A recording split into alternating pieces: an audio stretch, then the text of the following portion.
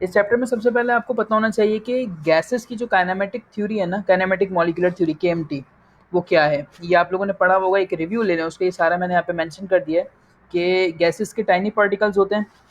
इसके अलावा no definite shape, no definite volume, इनके कोलिजन्स को पढ़ लीजिएगा कि गैसेस के पार्टिकल के दरमियान जो कोलिजन होता है वो कैसा होता है, इलास्टिक होता है, इन इलास्टिक होता है। ठीक है, ये पॉइंट। अच्छा, average kinetic energy of the gas given a temperature, ये पढ़ लीजिएगा सारी बातें इसकी। एब्सोल्यूट टेम्परेचर, ये इजी है केएमटी। तो जो चैप्टर है हमारा वो केएमटी से स्टार्ट होता है।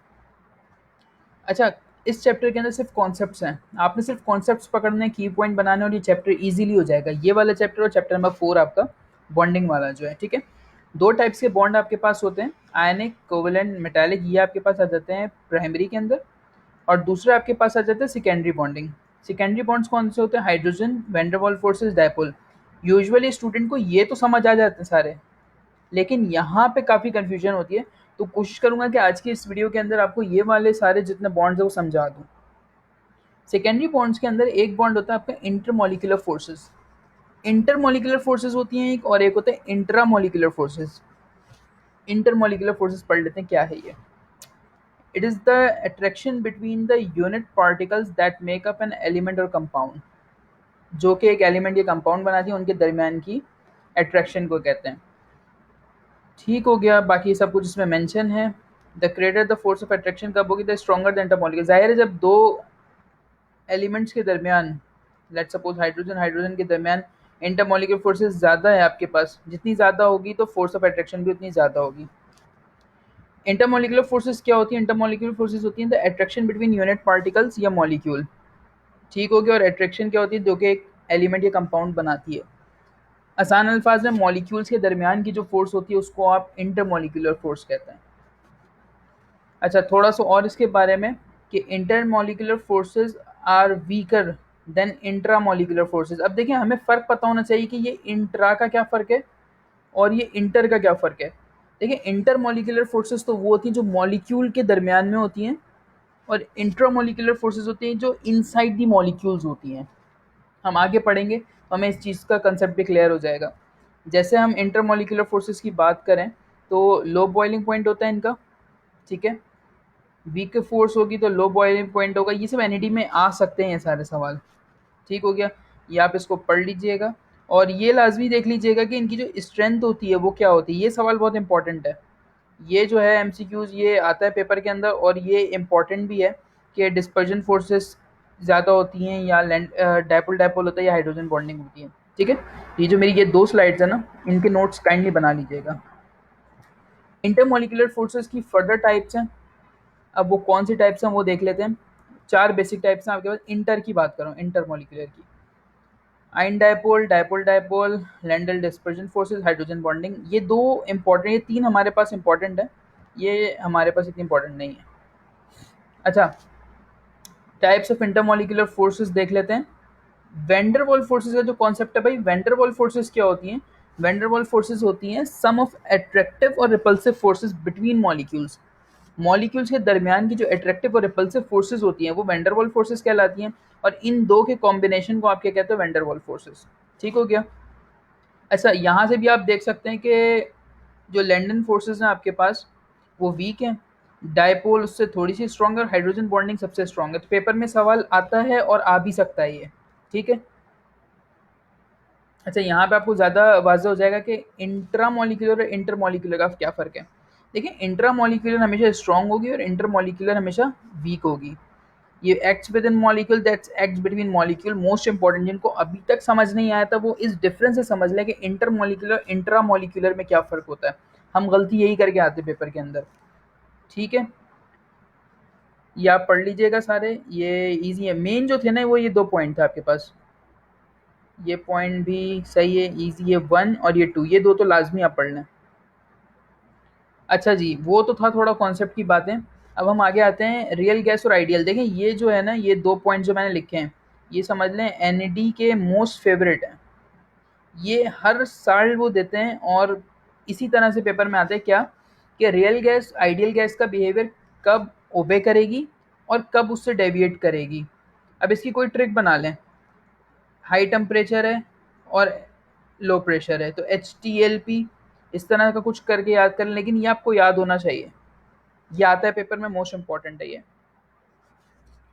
अच्छा जी, नेक्स्ट देखते हैं बॉयल्स लॉ क्या कहता है। ये बॉयल्स लॉ की स्टेटमेंट लिखी है, 9 क्लास में भी आपने पढ़ा, फर्स्ट ईयर में भी पढ़ा। बॉयल्स लॉ क्या है, चार्ल्स लॉ क्या है, तो जैसे इसकी स्टेटमेंट देख लीजिएगा और मैथमेटिकल फॉर्मूला देख लीजिएगा। पेपर में कोई कभी भी स्टेटमेंट नहीं पूछेगा वो आपसे। अच्छा, कोहेसिव फोर्सेस और एडहेसिव फोर्सेस का कंसेप्ट आपके पास बिल्कुल होगा, क्योंकि कोहेजन और एडिशन भी हमने पढ़ा हुआ है कि कोहेसिव फोर्सेस कौन सी होती हैं और एडहेसिव फोर्सेस कौन सी होती हैं। अच्छा, कोहेसिव फोर्सेस कौन सी होती है? Attraction between molecules of the same substance.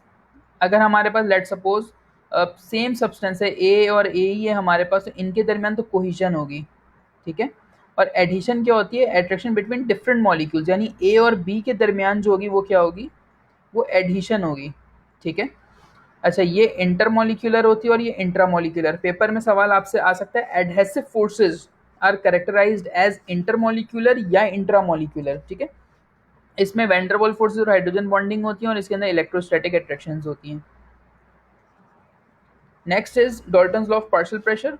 Dalton's law of partial pressure क्या कहते हैं कि टोटल प्रेशर बराबर होता है कि जितनी भी गैसेस आपके पास किसी चैम्बर या किसी बीकर के अंदर मौजूद हैं, उन सब का सम अप कर देना टोटल प्रेशर बन जाता है। इसका एक ही फॉर्मूला है हमारे पास। अगर आपको गैस ए, लेट सपोज आपके पास कोई सवाल है, उसके अंदर 3 गैसेस मौजूद हैं, ए, बी और सी, उसके अंदर आपको पार्शियल प्रेशर निकालना है गैस ए का। तो क्या फॉर्मूला इसका? देखिए, पार्शियल प्रेशर ऑफ गैस ए बराबर होगा, पहले आप उस गैस के मोल्स निकाल लें और फिर टोटल मोल्स ऑफ जितने भी हैं उसको उससे डिवाइड कर देंगे आप, and then multiplied by the total pressure. ख्याल सिर्फ ये रखना है कि यूनिट जो है ना वो सेम हो, बस आपके पास जो भी इसका यूनिट हो ना वो सेम हो, बाकी और कोई इसमें प्रॉब्लम नहीं। आगे सवाल आएंगे तो हम देखेंगे इसको। Next is grams law of diffusion. ये हमें पता है कि जो भारी गैस होगी वो देर से डिफ्यूज होगी, जो हल्की होगी वो जल्दी डिफ्यूज हो जाएगी। ये भी हमने पढ़ा हुआ है, तो इसमें डीप जाने की जरूरत नहीं है, इसका फॉर्मूला लिखा हुआ है, बस ये याद रखिएगा इनवर्स होता है ये। जब हम इसे न्यूमेरिकल करेंगे तो फिर हम आगे देखेंगे इसको।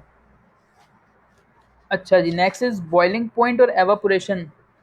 देखिए, बॉइलिंग पॉइंट क्या होता है कि temperature at which vapour pressure of a liquid becomes equal to the atmospheric pressure, ठीक है। ये बॉइलिंग पॉइंट हो गया। अब बॉइलिंग पॉइंट और एवापोरेशन में एक डिफरेंस है, वो यहाँ पे आपको पता है कि एवापोरेशन में क्या होता है और बॉइलिंग पॉइंट में क्या होता है। ये जो नीचे बात यहाँ पे मेंशन की हुई है, ये मोस्ट इंपॉर्टेंट है। ये समझ आ गई तो आपको पूरा कॉन्सेप्ट समझ आ जाएगा बॉइलिंग और एवापोरेशन का। ये नहीं समझ आएगा तो फिर समझना आपको कुछ भी समझ नहीं आएगा, ठीक है। अच्छा, कुछ न्यूमेरिकल्स हैं जो कि टिपिकल न्यूमेरिकल्स हैं, यही आते हैं पेपर में, इसके अलावा पेपर में सवाल नहीं आते इसमें से। अब देखते हैं कि ये कहाँ से सवाल इन्होंने उठा के दिए। सवाल आपके पास है, if a gas diffuses at a rate 1/2 as fast as O2, find molecular mass of the gas. अच्छा, इसको आप कैसे करेंगे? सबसे पहले तो आपके पास R1/R2 लिख के आप इसका फॉर्मूला लिख लें, दैट इज अंडर रूट आपने लिख लिया, अंडर रूट है M2/M1, ठीक है, क्योंकि ये इन्वर्स होता है। अब देखिए मेरे पास क्या चीज़ें गिवन है, मेरे पास जो गिवन है वो मुझे M1 पता है, यानी M1 की जगह पे मैं क्या पुट कर दूंगा 32, और M2 मुझे नहीं पता, तो M2 ऐसे ही रहेगा। R1 और R2 में से मुझे क्या पता है? मुझे पता है कि भाई R1 जो है वो ऐसे ही रहेगा, ठीक है, और R2 जो है वो मेरे पास हो जाएगा 1/2R1। क्यों? क्योंकि उसने कहा कि जो सेकंड गैस है वो 1/2 टाइम्स ऑफ R1 है। इस बात को समझिएगा, और ये न्यूमेरिकल आपकी बुक का ही है, तो बस बुक में ये है कि ये लंबे तरीके से हुआ होगा, यहाँ आपने इसको जस्ट शॉर्ट मेथड में करना है।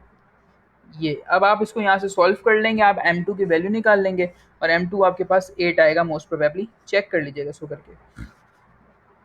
Next is rate of diffusion of two gases X and Y is 3:2। देखें, उस सवाल में आपको डायरेक्टली गिवन था और इसमें आपको रेशो की फॉर्म में दिया हुआ है। अब रेशो की फॉर्म में क्या होगा? Again R1/R2 is equal to, अब आपको क्या गिवन है? एक का मास आपको दिया हुआ है 16, अगले वाले का कह रहा है फाइंड आउट करो, ये इसका बन जाएगा सोल्यूशन। जहाँ तक मेरा ख्याल है इस सवाल को आपने ऐसे ही लेकर करना है, सही है। और अगर आपका कोई सोल्यूशन डिफरेंट आ रहा है या कोई आंसर आपका डिफरेंट है तो काइंडली शेयर किए मुझसे करिएगा आप इसको। Which of the following will diffuse faster. ये सवाल दोनों NED के ही सवाल हैं, ये आ चुके हैं।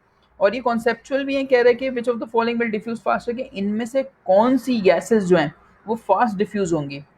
अब देखें गैसेस का डिफ्यूज होना डायरेक्टली रिलेशन होता है इसका मॉलिक्यूलर मास से। तो देखें जितनी गैस आपकी हल्की होगी वो उतना फास्ट डिफ्यूज होगी।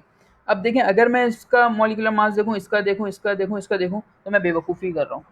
ठीक है, क्यों? क्योंकि मुझे ज़रूरत ही नहीं है। अब मुझे पता है कि NO का सबसे कम होगा क्योंकि उसके पास कोई नीचे मॉलिक्यूल ही नहीं है। तो ये हमारे पास फास्टर डिफ्यूज होगी। Which of the following will diffuse slower, तो अब स्लोअर के लिए कौन सी हो जाएगी? N2O5, क्योंकि इसका मास ज़्यादा है।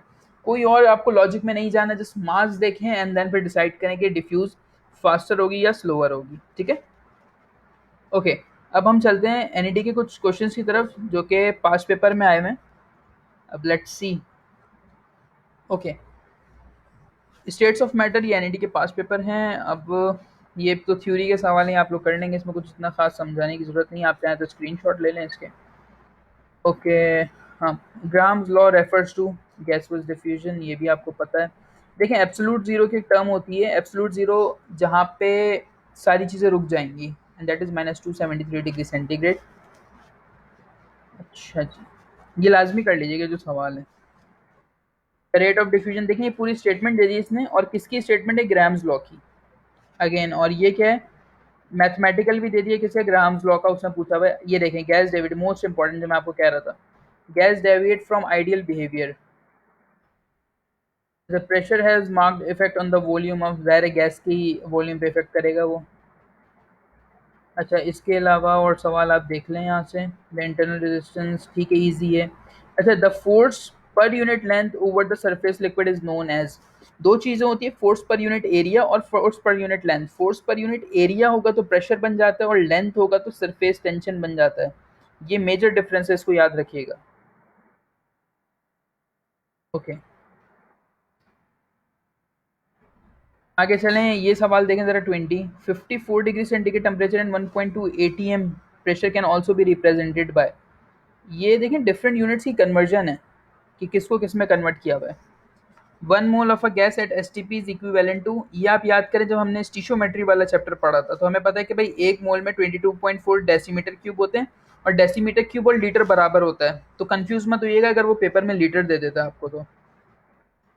Escape of a gas molecule through a pin hole, देखें गैस का रिलीज होना एक पिन होल से, वो आपके पास इफ्यूजन कहलाता है। ठीक है, और ये आपके पास एक बड़ा मशहूर रीजन भी है, falling drop of water is spherical because of surface tension. ठीक हो गया, तो ये 25 सवाल लाजमी करने, बाकी जो मेरी स्लाइड्स हैं इसको कर लें, तो आपका ये जो चैप्टर है, चैप्टर नंबर 2, ये कंप्लीट हो जाएगा। इसके साथ साथ अगर आप कोई और बुक कंसल्ट करना चाह रहे हैं आप बिल्कुल ले सकते हैं। और एक ये काम करिएगा कि अपनी बुक की एक दफ़ा रीडिंग ज़रूर करिएगा, उसको रीड करें और उसमें से ना की पॉइंट्स आप लोग निकालें। ठीक है, बाकी कोई भी इशू हो मुझे बताएं, आप लोग कमेंट कीजिएगा, व्हाट्सएप पे अवेलेबल हूँ मैं, कोई चीज़ समझ नहीं आती पूछिएगा। और ऑनलाइन कोर्सेज़ की रजिस्ट्रेशन करवा लीजिएगा अपनी लाजमी, 16 मई से लेकर 31 में, क्योंकि 1 जून से फुल फ्लैश कोर्स स्टार्ट हो जाएगा। अब वो कोर्स स्टार्ट हो जाएगा एक बार, तो फिर बीच में कोई स्टूडेंट आएगा तो फिर अगेन मैं चैप्टर 1 पे उसको दोबारा ले जाना मुश्किल होगा मेरे लिए। सही है, तो वो वहीं से कंटिन्यू करेगा जहाँ से ज्वाइन करेगा। ठीक है, थैंक यू वेरी मच, अपना बहुत ख्याल रखिएगा, वीडियो को शेयर कीजिएगा।